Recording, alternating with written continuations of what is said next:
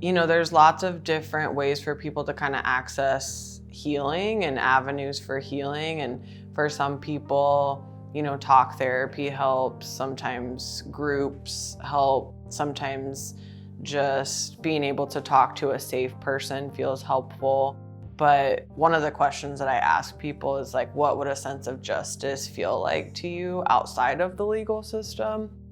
And a lot of the times people just want to be able to kind of share their story and share how trauma impacted them, even if it was from years and years ago, how it's still impacting them today.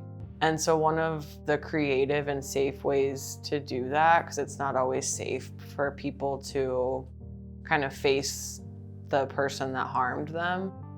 So we'll write a letter. We'll just kind of write out everything that they're feeling, everything that they wish that they could say to that person. Sometimes it takes one time, sometimes it's multiple renditions of this letter. And then I encourage them to just burn it, to just kind of get rid of that, let go of that. Just getting the words out is really powerful a lot of the times, and just being able to share your story or share your experience and then just letting it go.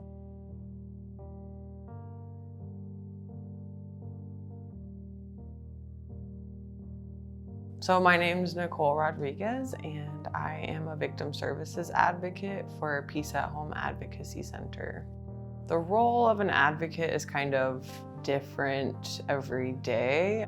We provide services for anyone who's experienced domestic violence, sexual assault, stalking, human trafficking. And so what that can look like is we can provide advocacy in court if somebody has a court case.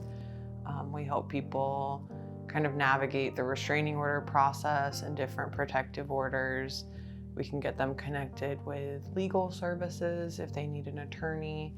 If they need help with divorce or child custody, we can kind of point them in the right direction. And then we do all sorts of different advocacy with law enforcement. So we'll kind of be like the go-between for people if they have a case with law enforcement that they're working on. We help people at the hospital. So if they go there to get a kit done, they have an advocate anytime they're there, and we walk them through that process. And then we do a lot of resource sharing. So that looks like, providing clothing for people, making sure that they have food. Sometimes it's gas, just all sorts of different things that people need when they're trying to get out of an unhealthy relationship and are kind of trying to plan their next steps forward. I think that this is really a role where your lived experience is super powerful.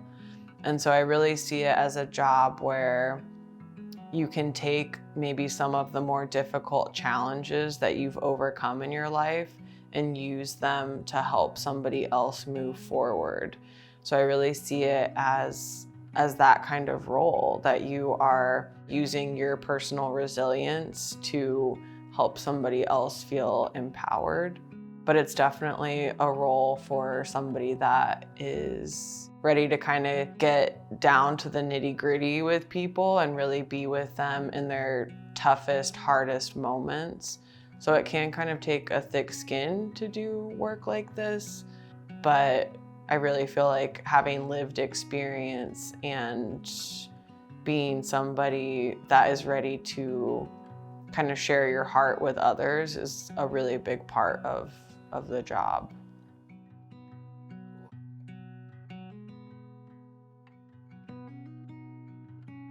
Seeing clients be resilient, even though they've been through some of the worst, most traumatic things that we could ever imagine, is what keeps me going. So when they're able to keep getting up every day and pushing forward, that kind of resilience really is just infectious. The other thing is just knowing that the work that I'm doing really matters. Like I I don't ever go to bed wondering if what I'm doing is important. I know that the work is making a difference in somebody's life. And so even when days are hard or really challenging, just having that sense of self-fulfillment in doing, difficult, challenging work is kind of what keeps me going.